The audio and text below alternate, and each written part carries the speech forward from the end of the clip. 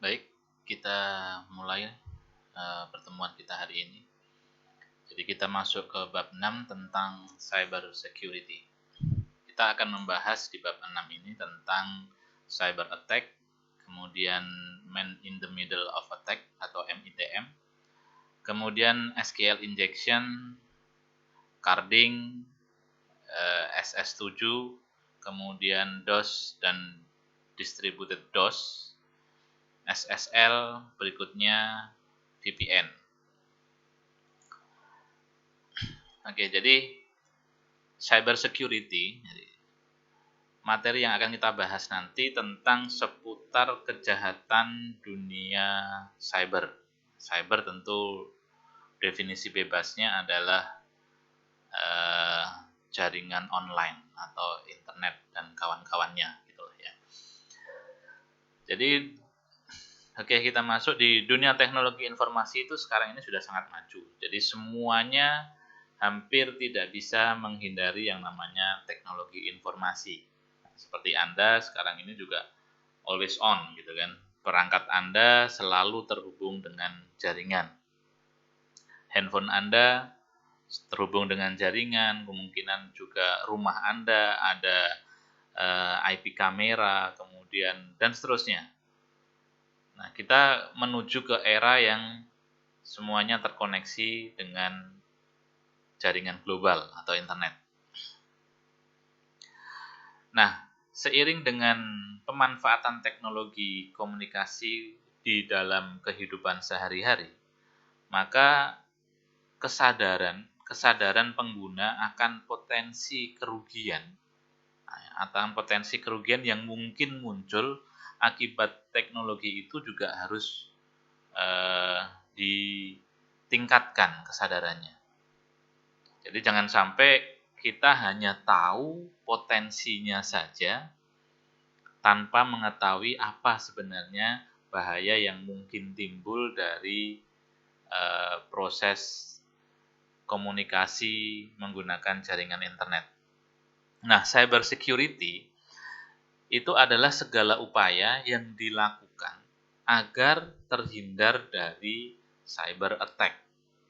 Jadi semua hal, upaya yang dilakukan oleh pemakai agar jangan sampai terkena serangan cyber, maka itu disebut dengan cyber security. Nah, cyber attack itu sendiri apa? Seperti namanya, cyber attack itu adalah serangan cyber tentu saja ya, yang disengaja terhadap sebuah sistem komputer. Ya, ini lebih ke arah jaringan. Jadi karena cyber, jadi serangan yang khususnya targetnya adalah sistem komputer yang terkoneksi ke jaringan internet. Serangan ini biasanya ditujukan pada perusahaan besar yang bergantung pada teknologi dan jaringan komunikasi internet. Meskipun juga tidak menutup kemungkinan Anda, bukan perusahaan besar, terkena yang namanya cyber attack. Serangan cyber juga disebut juga serangan pencurian data, informasi, dan identitas. Karena tujuan para penyerang adalah tadi menukarkan data dengan sejumlah uang atau kepentingan-kepentingan yang lain. Jadi kenapa kok perusahaan besar ya? Karena perusahaan besar ini data itu lebih berharga dari mungkin aspek yang lain. Informasi itu tidak ternilai harganya. Sehingga biasanya perusahaan besar maulah menukarkan misalnya dia sudah menjadi target korban, maka dia akan bersedia membayar berapapun untuk kembalinya data yang diserang tadi, yang diambil. Ya, tujuan umum dari cyber attack adalah yang pertama menonaktifkan komputer target. Nah, biasanya ini dilakukan untuk tujuannya merusak. Jadi nonaktif, kemudian minta tebusan, minta bayaran, sehingga kalau tidak dilakukan atau tidak dipenuhi tuntutan itu, maka perusahaan yang bersangkutan karena perusahaan itu mengandalkan teknologi, maka dia tidak akan bisa lagi beroperasi. Tentu itu ancaman yang besar. Tujuan berikutnya adalah mendapatkan akses ke komputer target. Nah, ini pasti memiliki maksud-maksud berkesinambungan. Jadi kalau hacker atau peretas itu sudah berusaha masuk ke dalam untuk mendapatkan akses ke komputer target, maka hampir dipastikan dia punya rencana jangka panjang. Ya, tidak hanya itu saja, tapi mungkin ada action-action berikutnya yang lain yang bisa jadi tanpa diketahui oleh pemilik sistem. Oke, berikutnya kita tengok kembali ya, riwayat tentang serangan cyber yang sudah pernah terjadi. Banyak tentu saja, tapi kita ambil beberapa sebagai contoh. Yang pertama, WannaCry. Mungkin Anda sempat mendengar sekitar tahun 2009 itu mulai boom ya, serangan WannaCry. Yaitu serangan ini 2010 mungkin ya, 2009, 2010 lah, 2010 ke atas lah. WannaCry ini merupakan serangan cyber yang menginfeksi komputer, kemudian mengenkripsi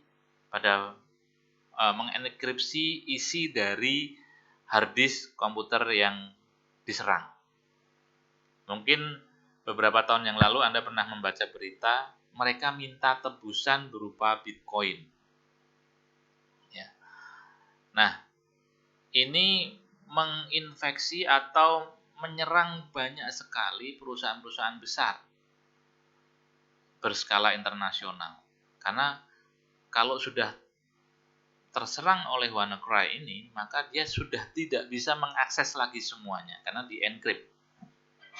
Untuk bisa membuka data, mereka harus membayar tebusan, kemudian akan diberikan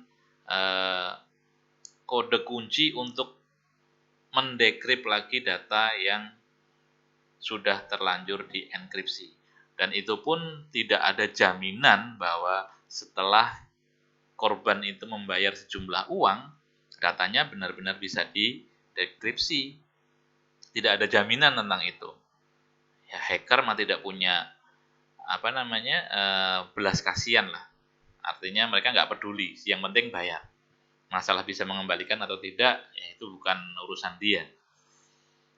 Tentu itu menjadi buah si malakama ya, dibayar belum tentu bisa kembali, tidak dibayar pasti tidak kembali.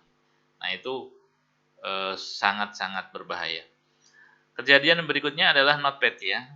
Ini sebuah akses dengan cara menginstal bootloader. Nah, kalau malware ini sudah menginfeksi atau terinstal di bootloader, maka sangat sulit diinstal, sangat sulit diperbaiki.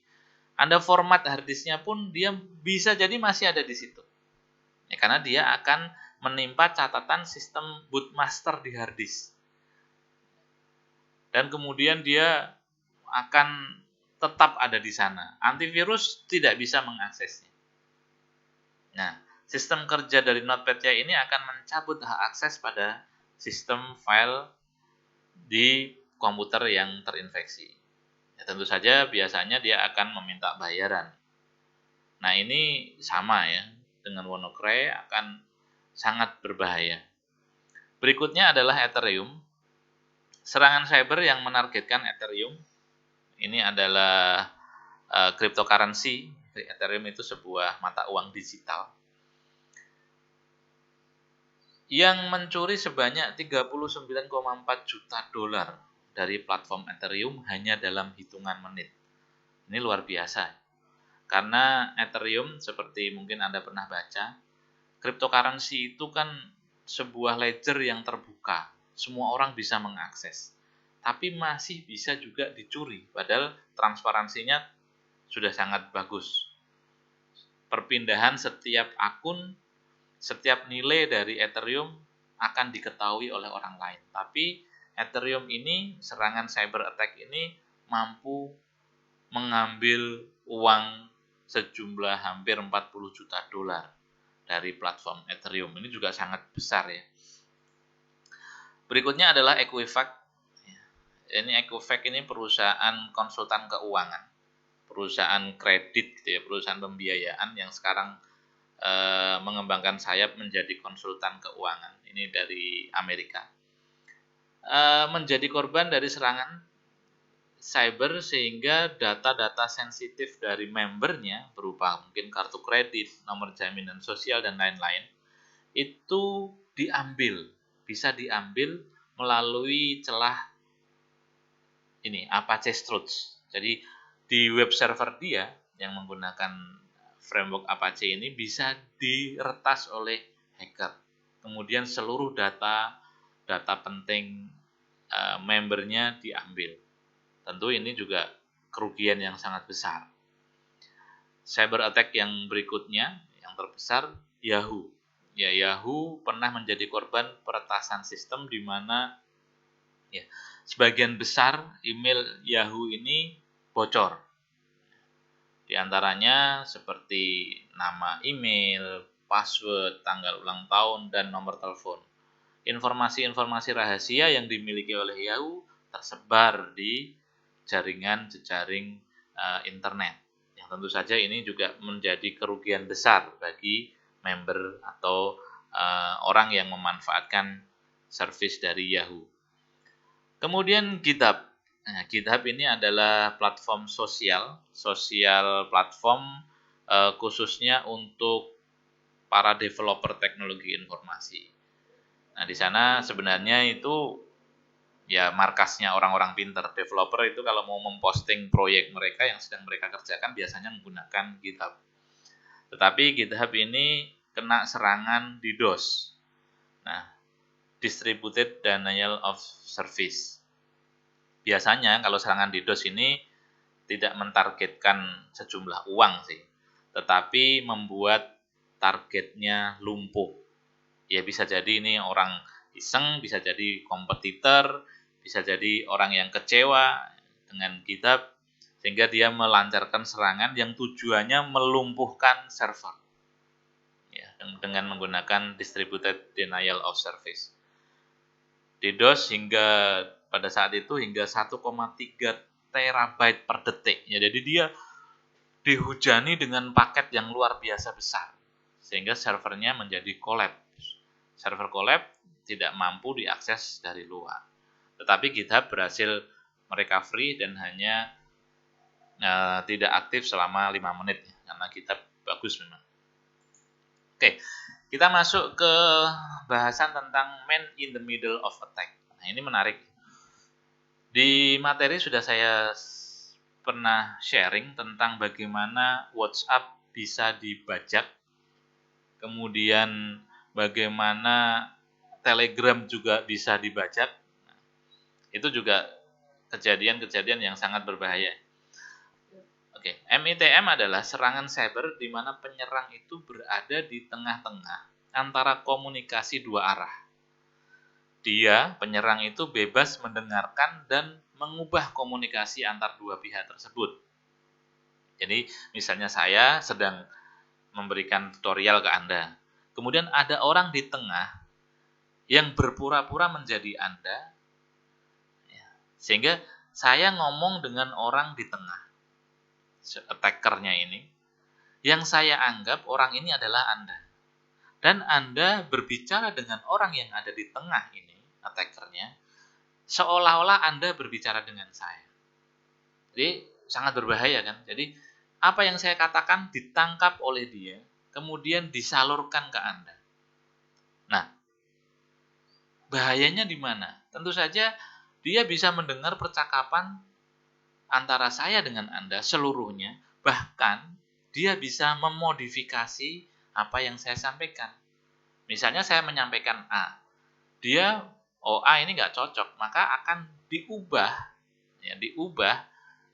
menjadi B, yang Anda dengarkan adalah B. Jadi seolah-olah Anda mendengar saya mengucapkan kata B, padahal saya mengucapkan kata A. Nah, tentu saja hal ini sangat berbahaya.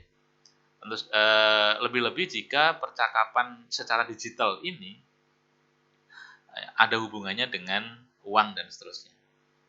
MITM merupakan jenis serangan yang sangat berbahaya dan bisa terjadi di mana saja ya, baik di website, telepon, kemudian di peralatan komunikasi lain-lain, bahkan mungkin surat menyurat. Kalau dulu ada film apa ya saya lupa. Jadi surat itu kemudian dibajak, di dalamnya dibuka, diganti, dikirim lagi. Nah, tentu saja ini sangat berbahaya. MITM juga disebut sebagai serangan aktif karena pelaku dapat merubah dari isi dari komunikasi antar dua pihak yang disadapnya. Seluruh pembicaraan yang terjadi di antara mereka harus melalui attacker dulu. Ya tadi saya sudah jelaskan mekanismenya ya seperti itu. Nah, itu tentu saja akan sangat berbahaya. Nah, ini skenarionya seperti ini. Nah, di sini yang MITM adalah Charlie. Ya. Alice dan Bob adalah orang yang melakukan transaksi bisnis dan Charlie ada di tengah sebagai penyusup. Charlie ini bisa berkomunikasi dengan Alice seolah-olah Charlie adalah Bob. Begitu juga Charlie bisa berkomunikasi dengan Bob seolah-olah Charlie ini Alice. Jadi Alice dan Bob tidak tahu kalau ternyata mereka berbicara dengan orang lain. Nah, ini adalah skenario MITM. Metode penyerangan MITM, metode yang digunakan dalam melakukan serangan MITM itu ada 4 ya. Yang pertama, dia melakukan aktivitas sniffing. Sniffing itu mengendus transmisi data. Jadi kalau Anda sedang di dalam WiFi publik atau free WiFi yang semua orang bisa masuk ke situ, Anda bisa melakukan aktivitas ini. Anda bisa melakukan sniffing terhadap paket data yang ditransfer, yang dikirim di dalam jaringan itu. Jadi hati-hati kalau Anda sedang berada di WiFi publik, ya, usahakan Anda tidak melakukan transaksi digital yang mengandung data-data sensitif, misalnya nomor rekening, password, dan segalanya. Kalau kebetulan Anda di free WiFi gitu ya lakukan aktivitas yang biasa-biasa saja, browsing dan lain-lain. Untuk aktivitas yang sensitif, yang mengandung kerahasiaan tinggi, maka usahakan jangan sampai masuk ke free access point. Karena kita tidak pernah tahu ya, di area itu bisa jadi ada orang yang memang sengaja, yang dia memang mencari target. Dia posisinya sebagai man in the middle of attack. Kemudian setelah mereka attacker itu melakukan sniffing atau mengendus transaksi, maka dia melakukan intercepting. Ya, ini adalah mencegat pesan dari korban satu ke korban berikutnya. Contohnya misalnya, Charlie mencegat pesan dari Alice ketika Alice ingin menutup percakapan dengan Bob. Bob, I'm going to sleep. Bye. Dengan begini, Bob mengira Alice masih berkomunikasi dengannya.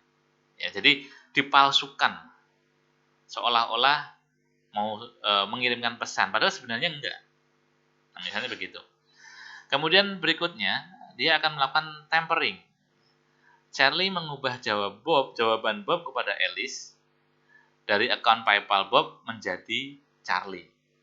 Ya, jadi setelah dia mendapatkan akses gitu ya, maka dia akan melakukan perubahan informasi. Perubahan informasi yang dikirimkan kepada korban satunya. Tujuannya apa? Nah, selanjutnya dia akan menanyakan nomor sosial dan seterusnya karena dia butuh itu untuk masuk ke dalam account PayPal-nya si Bob. Padahal pertanyaan ini tidak pernah diajukan oleh Alice. Nah, sehingga seolah-olah, oh ya, karena saya tahu, misalnya, ini adik Anda, saya minta nomor rekeningnya dong, ini passwordnya apa? Karena Anda nggak curiga ya, ini adik Anda sendiri, nggak curiga, Anda kasih aja, ternyata orang yang ngomong ini bukan adik Anda. Adik Anda sudah pamit ya. Misalnya adik Anda itu Charlie ya. Bob, saya mau tidur. Nah, adik Anda itu Alice. Kemudian Alice itu misalnya saudara dekat Anda, Bob itu Anda, dan Charlie di tengah. Alice mau mengakhiri percakapan. Bob, aku mau tidur dulu ya. Nah, si Charlie mendengar, maka itu tidak disampaikan ke Bob. Alice sudah hilang dari percakapan, sekarang yang bercakap-cakap adalah Charlie dengan Bob. Maka percakapan pamitan tadi nggak pernah sampai ke Bob gitu loh maksudnya. Jadi seolah-olah Bob masih ngobrol aja sama si Alice. Nah, padahal yang ngobrol ini ternyata si Charlie yang sedang berpura-pura menjadi Alice. Nah, di situ berbahayanya. Nah, ini adalah ya ini grafiknya seperti ini. Jadi Alice, kemudian Charlie ini di depan Alice berpura-pura sebagai Bob, dan Charlie di depan Bob berpura-pura sebagai Alice. Nah, tentu saja ini sangat berbahaya sekali ya. Bisa terjadi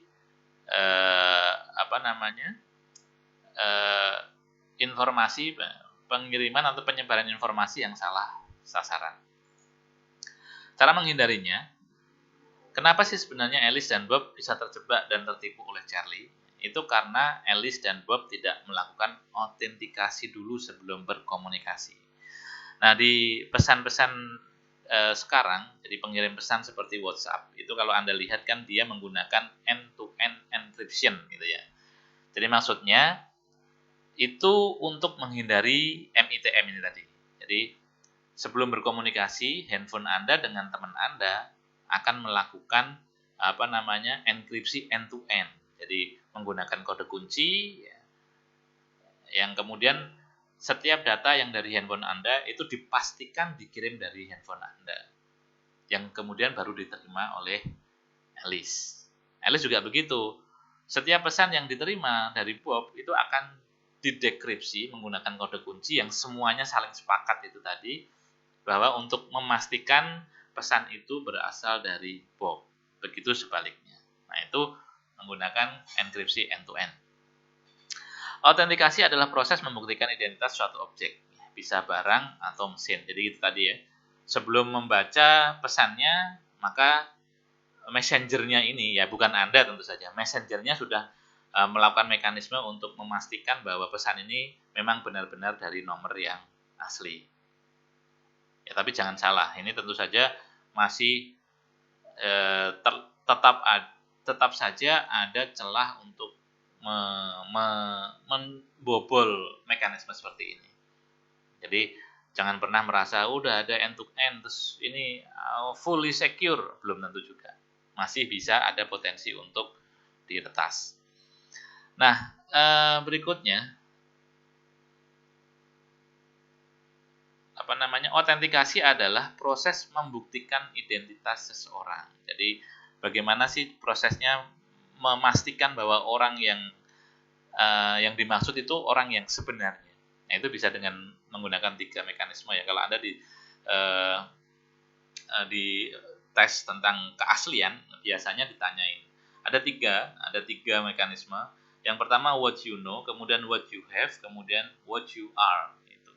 Mekanismenya ada 3. What you know biasanya apa yang Anda tahu, itu menanyakan tentang PIN, password, dan seterusnya. Kemudian what you have. Nah, biasanya untuk dinyatakan bahwa Anda orang yang benar, itu apa yang Anda punya. Misalnya, aku punya smart card. Untuk masuk akses ke ruangan ini, kok Anda bisa mengatakan Anda adalah orang yang tepat? Saya tahu passwordnya, saya punya smart card-nya untuk masuk ke ruangan itu. Berarti oke lah, Anda bisa melalui 2 passing penentuan keaslian, identitas. Kemudian ada ditambah lagi, misalnya what you are. Sebenarnya siapa sih Anda? Nah, itu ada lagi mekanisme yang menggunakan fingerprint, ya, retina, dan seterusnya. Kalau Anda lihat, itu mekanisme autentikasi sering kali Anda jumpai kalau Anda di browsing itu ada CAPTCHA. Ya.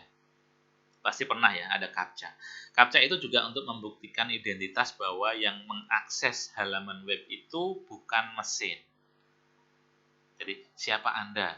Itu masuk kategori tadi, what you are. Kalau mesin tidak bisa membaca tampilan visual. Nah, itu adalah cara mengautentikasi seseorang. Ya, MITM itu nanti Anda bisa kembangkan sendiri. Anda bahkan bisa mencoba melakukan proses menyadap ya, MITM. Anda silakan Anda coba nanti menggunakan Wireshark. Anda silakan download Wireshark. Wire kabel shark itu hiu. Jadi seolah-olah itu dia bisa memangsa semua yang melewati jalur kabelnya. jalur transmisinya, maka softwarenya dinamakan Wireshark. Anda bisa berlatih, itu sangat powerful ya toolnya.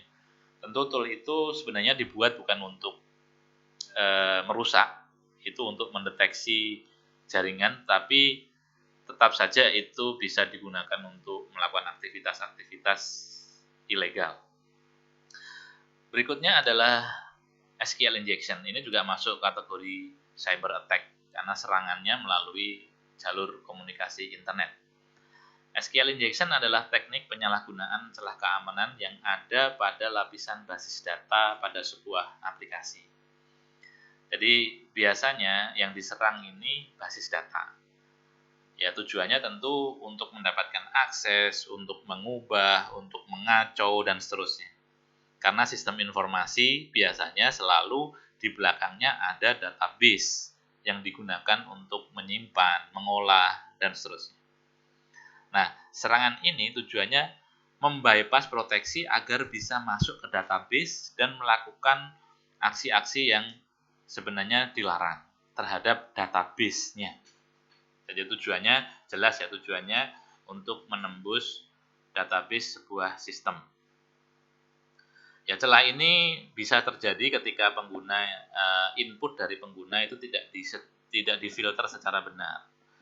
Ya, kalau Anda pernah belajar MySQL tentu saja ya, setiap bahasa SQL itu kan ditandai dengan titik koma yang menandakan bahwa satu perintah itu dieksekusi. Nah, user yang cermat itu dapat menyisipkan kalimat atau sebuah sintak yang bisa jadi berbahaya setelah tanda titik koma itu. Ya, nanti kita coba praktekkan ya. Kita coba praktekkan bagaimana sih sebenarnya SQL injection ini bisa masuk ke database. SQL injection menjadi teknik penyerangan paling favorit. Ya, karena yang dihadapi adalah programmer database, programmer web, yang biasanya memang bukan ahli security. Jadi web itu kan masang badan di internet yang di dalamnya ada media komunikasi input, ya. Teks di dalam program web itu Anda isi dengan karakter, dan karakter ini kan bisa mengandung perintah di dalam modifikasi dan mengontrol database. Misalnya masukkan nama, mungkin di dalamnya ada masukkan nama Anda. Kemudian database-nya, programnya akan memproses, misalnya ya, select from database where nama sama dengan nama yang di-input.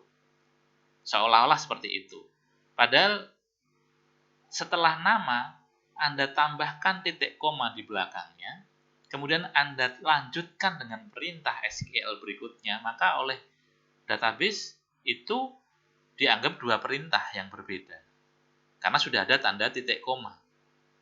Dan ini sangat berbahaya. Di belakangnya ada perintah yang mungkin bisa jadi hapus data, kemudian replace data. Itu sangat berbahaya sekali. Maka programmer web juga harus memahami hal ini. Oke, nanti kita coba ya, Tujuannya tentu autentikasi bypass, jadi melewatkan password lah. Autentikasi itu untuk masuk ke dalam sistem Anda biasanya dimintai username dan password. Nah, tujuan SQL injection itu untuk membypass itu, sehingga Anda bisa masuk ke dalam sistem tanpa harus memasukkan password. Berikutnya, pencurian informasi. Setelah Anda bisa masuk tanpa password, maka biasanya Anda mencari informasi yang masuk kategori pencurian informasi yang sebenarnya Anda tidak berhak mendapatkannya. Kemudian yang berikutnya adalah mengubah integritas data. Jadi integritas itu kepercayaan. Kalau misalnya Anda bisa masuk ke SIA USM, nilai Anda semula C, kemudian Anda menggunakan teknik SQL injection, Anda bisa mengubah yang C menjadi A misalnya. Dengan cara seperti ini. Karena di sana juga menggunakan MySQL. Jadi bisa di-bypass dari luar. Dan yang berikutnya mengubah ketersediaan data. Nah, ini bisa jadi karena sakit hati atau apa, dihapus semua datanya, tentu ini sangat berbahaya. Nah, ini contohnya. Contohnya ini misalnya nih ya, celah keamanan SQL injection. Jika karakter hasil inputan itu tidak disaring dengan benar, maka Anda perhatikan ini. Ya, ini Anda perhatikan, ini sebuah tampilan username dan password. Kemudian dia akan mengambil yang namanya ini, parameternya user dan password. Diambil dari text box ini, user dan password. Kemudian di bawah tombol login, ditambah tombol login, akan dieksekusi perintah select bla bla bla ya dari tabel user, di mana username-nya adalah username yang diinput di sini, dan passwordnya adalah password. Di dalam tombol login ini perintah ya, yang ini adalah perintah yang dituliskan di bawah tombol login. Misalnya ini. Kemudian jika dalam inputan username diisi nama, misalnya ya, nama ini Edi, dan password diisi dengan XYZF, kemudian tanda petik tutup, atau T sama dengan T tanpa tanda tutup. Ya, perhatikan ini. Maka statement yang dieksekusi oleh server akan menjadi seperti ini. Select username, ya, user ID, username from user, di mana username sama dengan Edi dan password sama dengan XYZ. Ada tambahan berikutnya, or T sama dengan T. Hasilnya apa? Hasilnya dia akan di-select semuanya karena akan di-bypass karena ada statement or.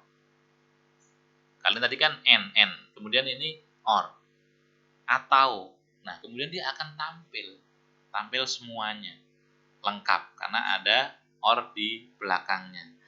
Ya. Logikanya n menjadi salah karena ada or. Or itu atau. Username-nya Edi dan passwordnya benar atau misalnya salah, tetapi ada or di belakangnya atau, maka dia akan dieksekusi. Ya. Server tidak melihat ada yang salah dalam baris perintah tersebut. Bisa dibayangkan, jika setelah tanda titik koma disisipkan baris kode untuk menghapus seluruh tabel. Wah, itu akan sangat berbahaya. Nah, ini contoh-contoh celah keamanan yang bisa ditembus menggunakan SQL injection. Celah keamanan SQL injection, penanganan tipe karakter yang tidak benar. Ya, misalnya ini select bintang from data where ID sama dengan nilai A, titik koma. Ini misalnya inputan gitu ya. Nilai A-nya ini sebuah inputan. Bayangkan jika nilai A ini diubah menjadi statement seperti ini. Titik komanya disisipkan di depan. Select bintang from data where ID sama dengan 1. Selesai kan? Ini harusnya selesai. Nah, ini di bawah ini harusnya sintaknya selesai. Tetapi kemudian diikuti dengan perintah ini. Drop tabel user. Maka tabel user akan dihapus. Ini akan dihapus dengan sintak seperti ini. Nah, ini menjadi sangat berbahaya. Kemudian ada celah keamanan server basis data, ya ini SQL 5 kayaknya masih ada keamanan celahnya ini. Nanti bisa dicek lagi. Oke, sekarang saya akan coba ya untuk ini. Saya punya MySQL. Saya coba MySQL ya. Di sini ya. Oke. Sorry. Kita akan praktekkan. Saya punya MySQL di lokal saya tentu. Punya database.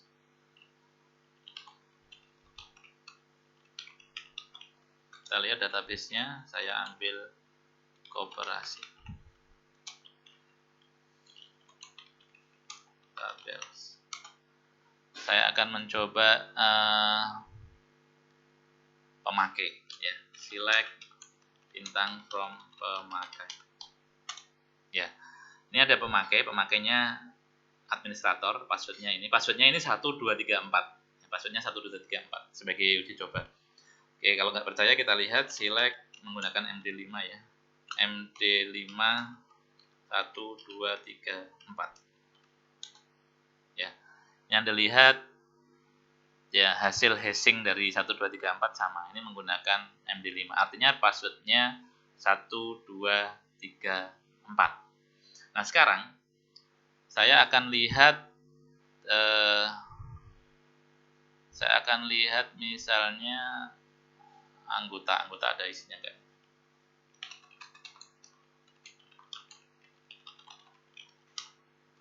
Oke, ada anggota ya. Misalnya anggotanya ini. Select.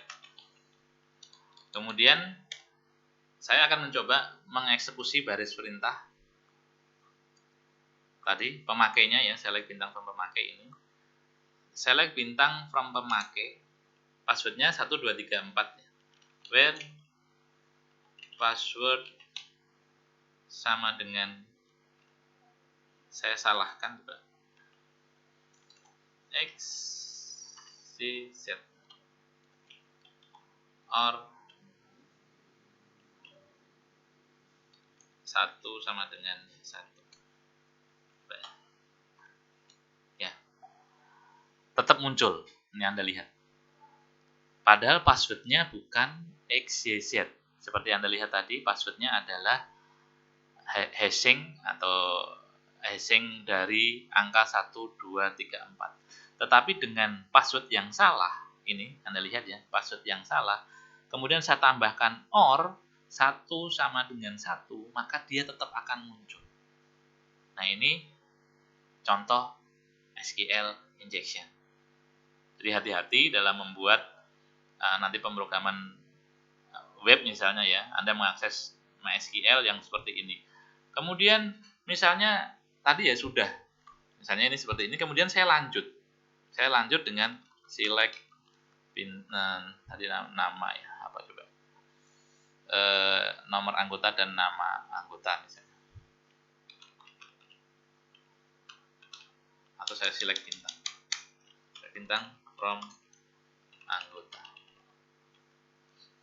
Nah, dua-duanya ya Anda lihat ya, ini dua-duanya dieksekusi. Select bintang from pemakai where passwordnya salah padahal, or 1 sama dengan 1, titik koma, select bintang from anggota. Maka dua-duanya perintah itu dieksekusi. Kalaupun perintah yang pertama ini, yang select ini, salah, dia mungkin akan empty. Tapi select yang bintang from anggota ini tetap dieksekusi dan benar. Bayangkan jika misalnya saya mengganti select ini menjadi replace, menjadi drop, dan seterusnya. Itu sangat-sangat berbahaya. Ya. Jadi ini contoh SQL injection yang sering ditemui, yang menjadi favorit karena pemrogramnya itu biasanya tidak cermat dalam hal membatasi karakter-karakter inputan. Yang Anda bisa mencoba, tapi ya pesan saya, ya Anda juga orang sistem, bisa jadi Anda programmer, jangan membuat rusak, hanya mencoba melakukan hal seperti ini. Anda bisa coba nanti ya, coba praktekkan. Tetapi sekali lagi pesan saya jangan untuk merusak. Oke, kita kembali ke materi. Ya. Jadi jelas ya bagaimana SQL injection itu bisa sangat mudah dilakukan. Cara menghindari SQL injection, perbaikan aplikasi. Jadi jangan gunakan dynamic SQL, yaitu mengambil nilai langsung dari inputan, misalnya text box. Jangan langsung diambil dari situ, tapi gunakan preparation atau simpan dulu dalam sebuah variabel. Sebuah variabel baru kemudian variabelnya dieksekusi. Itu nanti bisa menghindari hal-hal yang seperti itu. Apa kita contohkan misalnya seperti ini. Coba saya buat lagi ya. Misalnya saya membuat skenario-nya gini. Set add user sama dengan misalnya tadi X Y Z. Usernya kan gini ya. Passwordnya gini, misalnya ini saya gunakan untuk menangkap masukan dari layar, kemudian select bintang from state-nya sama, select bintang from pemakai, where password sama dengan misalnya saya ambil add user, passwordnya user, dia nggak bisa, nggak nampak. Terus kemudian saya gunakan metode tadi, metode SQL injection tadi ya. Misalnya begini, OR 1 sama dengan 1. Ya. Ini dengan metode yang sama tadi, OR. Seperti ini, kemudian OR itu ya tadi di sini, karena tangkapan layarnya saya masukkan ke dalam sebuah variabel dulu. Nah ini bisa nggak? Ya, tetap nggak bisa. Tidak bisa masuk. Meskipun ada perintah selanjutnya, itu juga tidak bisa masuk. Jadi, jangan langsung mengeksekusi atau mengambil nilai dari inputan. Nah, ini contohnya seperti ini. Anda bisa pelajari lebih lanjut di teknik pemrograman. Ya. Ini hanya contoh. Oke, kembali ke sini. Ya. Kemudian perbaikan basis data. Tentu patch database-nya, kemudian gunakan firewall, dan kunci yang paling utama dalam setiap jaringan itu adalah jangan pernah percaya siapapun. Jadi kalau Anda nanti membangun sistem, ya, kata kunci ini harus Anda pegang. Jangan percaya siapapun. Maksudnya user harus Anda curigai. Semuanya harus dicurigai karena bisa jadi mereka akan menyusahkan Anda di kemudian hari. Oke, cyber attack berikutnya yaitu carding. Ya, carding adalah menggunakan nomor identitas kartu kredit orang lain yang diperoleh secara ilegal untuk transaksi keuangan online. Ya ini bahaya ya. Jangan sekali-kali coba juga karena kartu kredit ini nanti Anda berhadapan dengan ahli security level dunia. Kartu kredit itu kan yang internasional misalnya Mastercard, Visa itu ya levelnya internasional ya. Jadi kalau Anda mendapatkan list kartu kredit, nama dan kartu kredit biasanya ada valid until-nya, jangan dicoba deh. Yang pasti itu nanti akan berurusan dengan keamanan yang canggih.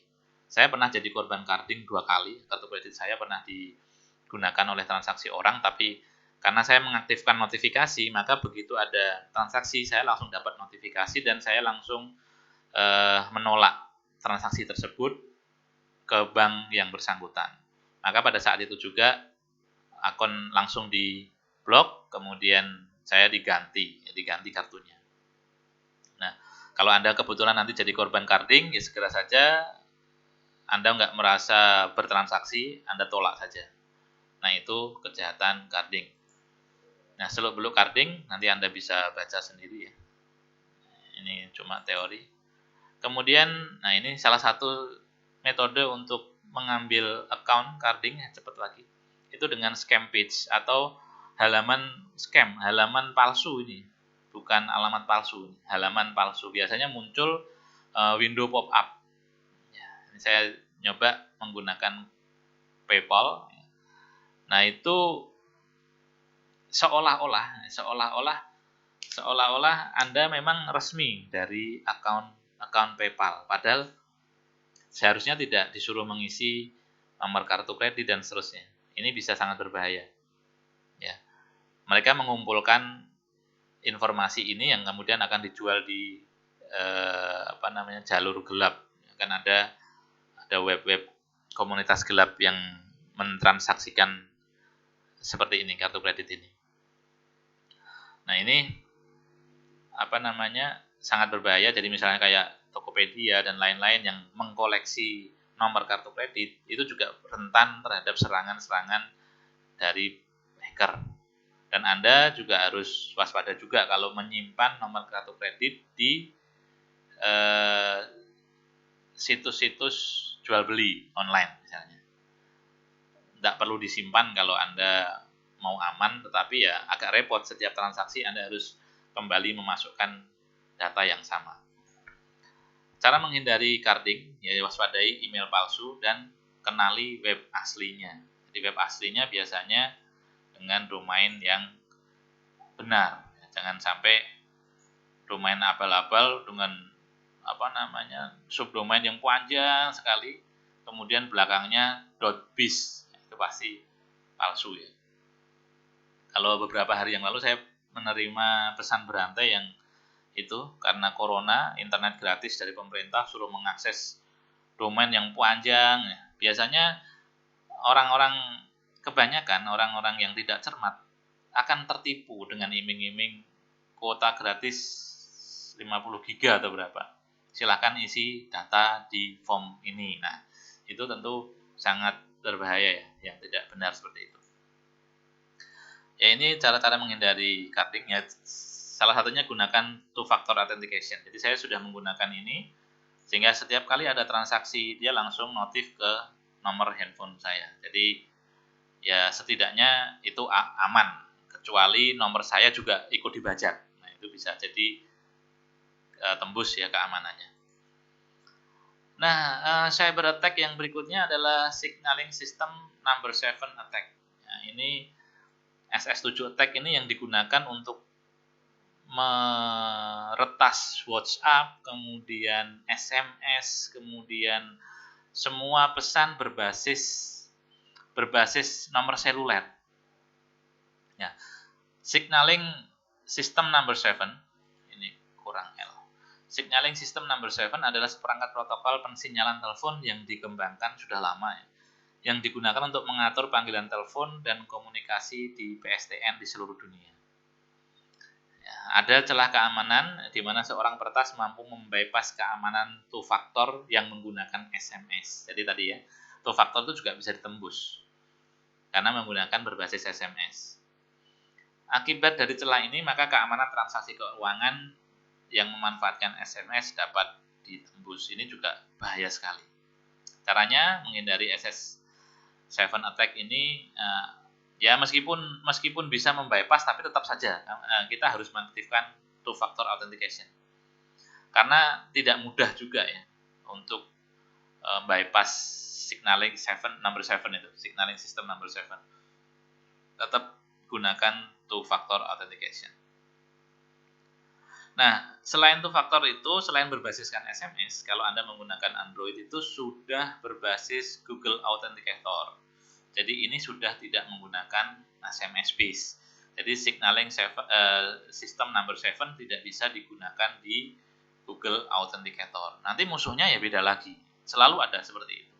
Tapi setidaknya ini menambah kesulitan bagi pelaku kejahatan. Google Authenticator ini biasanya kalau saya menggunakan untuk cryptocurrency saya pasti menggunakan Google Authenticator karena itu jauh lebih secure. Berikutnya, hindari menggunakan WiFi pada tempat umum ya, untuk mengakses data penting. Tadi yang saya sampaikan di awal, metode sniffing itu menggunakan Wireshark, Node, Scan Enable itu sangat mudah membaca pakai data yang terkirim pada jaringan publik. Jadi hati-hati sekali, Anda tidak pernah tahu di antara orang yang ada di situ itu ada mungkin satu di antaranya orang yang berbahaya. Jadi sekali lagi jangan pernah percaya siapapun. DOS dan DDoS ini sudah saya sampaikan di materi awal dulu ya. Denial of service dan distributed denial of service. Bedanya kalau DOS itu attackernya satu, ya, penyerangnya satu, berasal dari satu komputer. Itu meminta pengiriman paket data yang terus-menerus dan dalam jumlah besar. Sehingga servernya kewalahan. Biasanya menggunakan ICMP itu yang punya prioritas sangat tinggi. Kalau Anda ping ke sebuah web server, itu Anda akan masuk prioritas paling atas. Akan di-replay duluan dibanding dengan permintaan data-data yang lain. Nah, ketika ping itu dilakukan terus-menerus dan dalam jumlah pengiriman paket data yang sangat besar, maka servernya kewalahan. Nah, itu namanya DOS. Karena Anda akan dilayani terus tapi dalam jumlah besar, terus-terusan. Nah, yang lebih ngeri lagi DDoS, Distributed Denial of Service. Penyerangnya tidak hanya satu. penyerangnya menggandakan diri secara auto ya, ke komputer-komputer yang lain dan menyerang satu target secara bersama-sama. Oh, itu luar biasa itu. Dan itu sangat sulit diatasi kalau sudah terkena DDoS. Itu bisa ribuan bahkan jutaan penyerang yang melakukan hal yang sama ke satu server sasaran. Nah, ini contohnya mekanisme DDoS. Ya. Attacker kemudian dia menginfeksi menggunakan ICMP, ini echo request yang punya prioritas paling tinggi. Kemudian dari komputer-komputer ini ya, dia diekstrak lagi, ini DDoS ya. Diekstrak ke komputer-komputer yang lain banyak sekali untuk menyerang satu victim, satu korban. Anda bisa bayangkan nih, yang korbannya ini pasti kalang kabut. Padahal attackernya satu, tapi menggandakan diri di banyak sekali komputer yang terhubung di jaringan internet. Nah, korban yang seperti ini sangat sulit diantisipasi karena IP pengirim ini beda-beda semua. Ya, itu DDoS. Ya, tanda-tanda server terkena DOS atau DDoS adalah kalau Anda mengakses server itu biasanya tidak tersedia atau server not found atau apalah, atau lambat ya. User tidak bisa masuk, performanya menjadi sangat lambat karena itu tadi mereka melayani paket ECMP yang mempunyai high priority. Kemudian meningkatnya email-email spam pada domain server. Jadi kalau Anda member of domain dari server yang terkena DDoS, tahu-tahu email spam itu banyak sekali yang masuk. Itu salah satu tanda server terkena DOS atau DDoS. Ya, tipe serangannya tadi service request itu permintaan layanan itu prioritas yang tinggi. Kemudian sync attack itu minta handshaking, syncing ya. Itu juga menjadikan server itu lenglung. Jadi mekanismenya attacker meminta sync atau synchronize ya dengan server, tapi kemudian alamatnya tidak ditemukan. Maka server akan mengirimkan sync ACK ya. Tetapi alamatnya nggak ketemu, maka dia menunggu terus ya. Menunggu sampai bosan. Servernya menunggu tanpa melayani yang lain, menunggu balasan dari alamat yang palsu tadi. Ini menunggu yang tanpa arti lah, kayak misalnya Anda nembak orang, orangnya sudah sama orang lain, jadi nggak direspon, menunggu yang nggak ada respon. Nah, itu namanya sync attack. Kemudian ICMP flood ini membanjiri permintaan ICMP yang terus-menerus, yang mempunyai high priority juga, ya, tidak pernah berhenti, maka servernya juga akan collapse.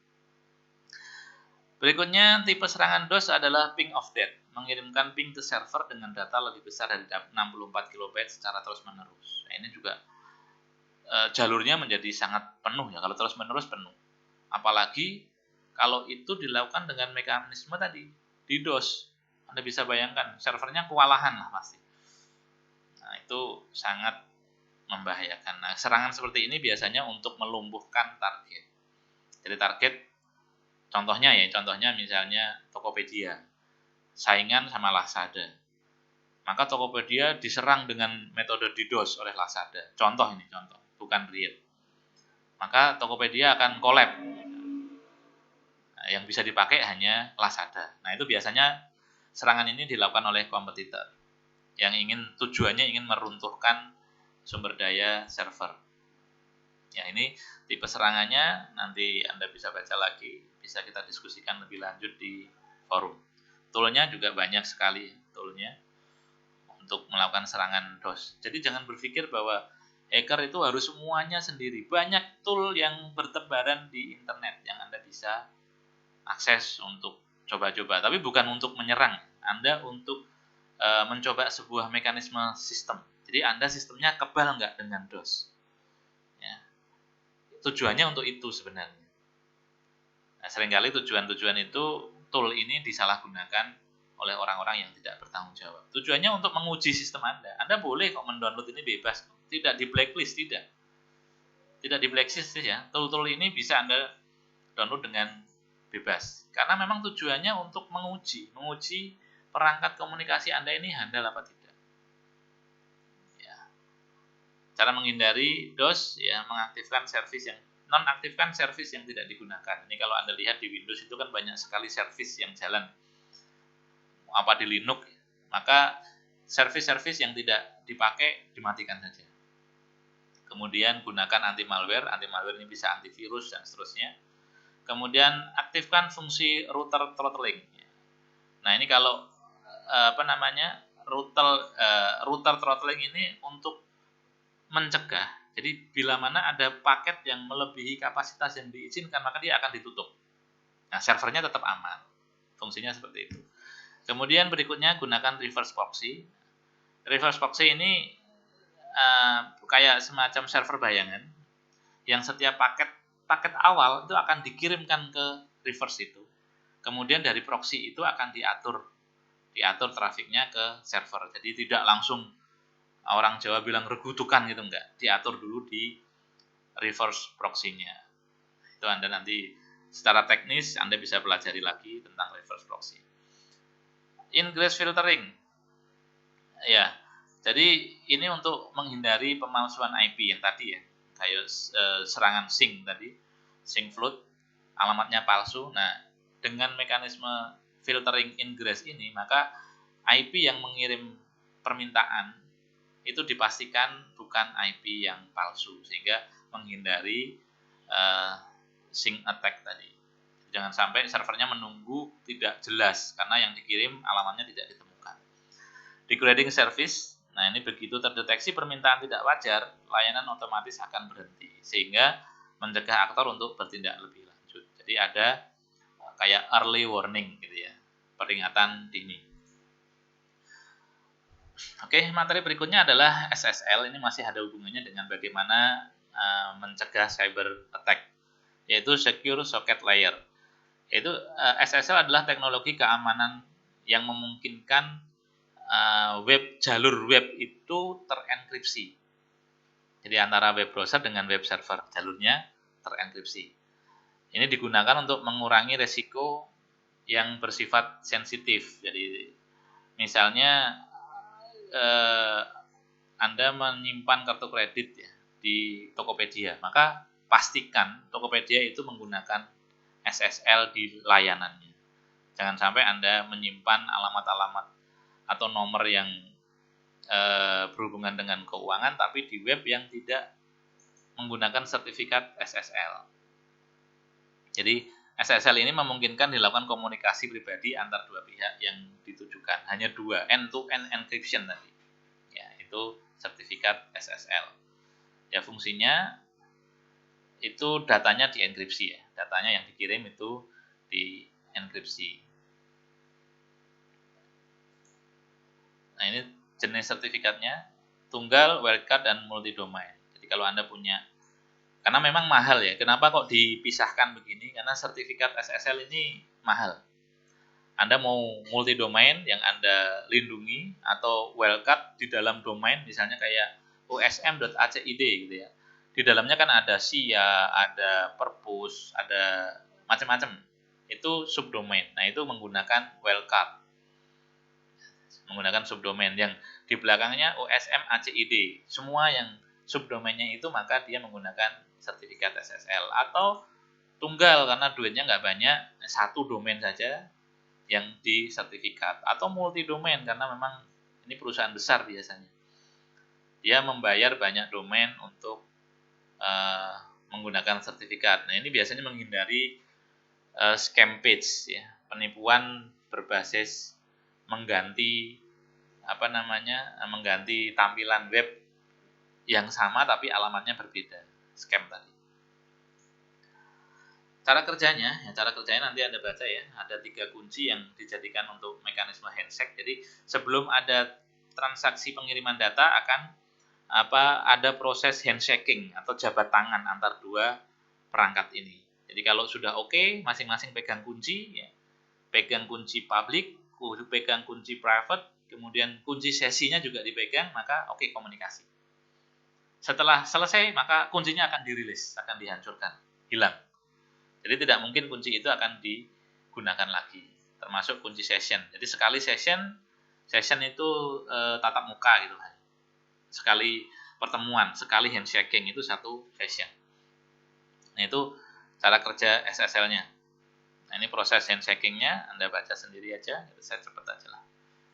nanti Anda bisa diskusikan di forum. SSL untuk siapa? Ya untuk siapa saja yang ingin secure. Untuk web layanan yang ingin layanannya aman, itu gunakan SSL. Karena itu juga akan membangun kepercayaan klien. Anda punya web tidak bersertifikat, maka klien Anda akan ragu untuk memanfaatkan layanan di web Anda. Tanda-tanda website menggunakan SSL, nah itu Anda lihat biasanya SSL itu digembok ya, digembok. Coba saya lihat di sini, saya tambahkan. Anda bisa lihat di browser.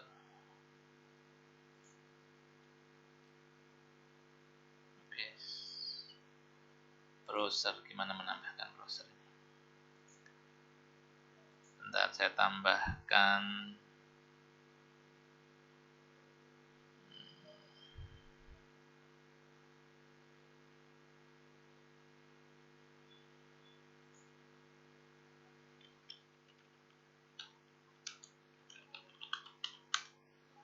Ya, ini coba. Nah, kalau Anda lihat di sini,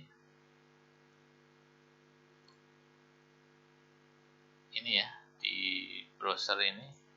Nah, ini kita lihat contohnya misalnya OSM. Nah, ini tandanya di sini. Dia ada di pojok browser ini. Mungkin beda browser akan beda ya, tapi hampir sama ini. Nah, Anda lihat, connection is secure. Nah, sertifikat valid. Ya.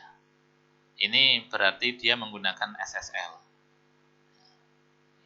Ini ya kita lihat misalnya. Ya dia menggunakan SSL. HTTPS. Nah, ini dia menggunakan sertifikat secure. Oke. Contohnya seperti itu. Saya kembalikan ke PowerPoint-nya. Ikon gembok berwarna hijau. Tadi saya nggak berwarna hijau karena dark mode ya. Ya, ini tanda-tanda website menggunakan SSL. Ya, biasanya HTTPS yang pasti. Sertifikat penyedia, ini layanan penyedia, perusahaan-perusahaan yang menyediakan sertifikat SSL. Komodo, Geotrust ini yang paling terkenal di dunia ya. Dan lain-lain tentu. VeriSign, Symantec dan seterusnya. Berikutnya adalah virtual private network atau jaringan pribadi. Nah, ini ngetren nih kemarin ketika ada pembatasan dari pemerintah, ini VPN lagi ngetren. Kenapa kok bisa menggunakan VPN? Maka VPN ini jalur komunikasi private. Jadi ke server dan Anda jalur khusus. Tidak bisa ditembus orang lain. Ya. VPN dapat mengamankan koneksi internet dan melindungi identitas. Jadi tadi kalau Anda mau menghindari penyusup, Anda menggunakan fasilitas WiFi, maka Anda bisa menggunakan VPN di WiFi itu. Tapi juga banyak catatannya. Anda mungkin bisa menggunakan VPN gratisan. Kemarin banyak lah. Harusnya VPN itu memang berbayar. Nah, cara kerjanya seperti ini, sama seperti SSL, hampir sama lah. Cuma ini lebih ke arah terbuka. Gitu ya. Ini mekanismenya seperti ini. Jadi ketika Anda menggunakan jalur VPN, itu jalurnya dienkripsi. Jalurnya, datanya enggak, tapi jalur komunikasinya yang dienkripsi. Jadi orang hacker tidak bisa masuk ke jalur enkripsi yang dibangun ini. Kemudian tidak bisa di sniffing ya, karena akan terenkrip jalurnya. Nah, kemudian tidak bisa diretas karena jalurnya memang tertutup. Ya, ini adalah mekanisme VPN. Banyak sekali VPN. Mungkin Anda pernah menggunakan ini, Turbo VPN, Liquid VPN, dan seterusnya. Nah, hal yang penting dari VPN ini, jangan sampai Anda menggunakan VPN gratisan untuk transaksi keuangan. Ini contohnya. Ini yang penting. Jika Anda menggunakan VPN gratis, sebaiknya tidak menggunakan layanan untuk mengakses akun penting yang berkaitan dengan uang, ya, PayPal, internet banking, atau akun-akun penting yang sensitif lainnya. Karena gratis itu kita tidak pernah tahu. Bisa jadi VPN yang secure ini, oleh si pembuatnya, informasi Anda akan dikirim ke mereka. Jadi hati-hati kalau menggunakan VPN yang gratisan. Ya tentu saja tidak semua, tapi bisa jadi mekanisme itu, teori itu bisa jadi benar. Karena mereka pembuat VPN ini bisa jadi mengambil keuntungan dari orang yang menginginkan versi gratisan. Ya. Oke, itu saja yang bisa saya sampaikan tentang cyber security. Tentu banyak, masih sangat luas ya. Anda bisa explore sendiri di kesempatan yang lain. Oke, terima kasih atas perhatiannya. Selamat malam.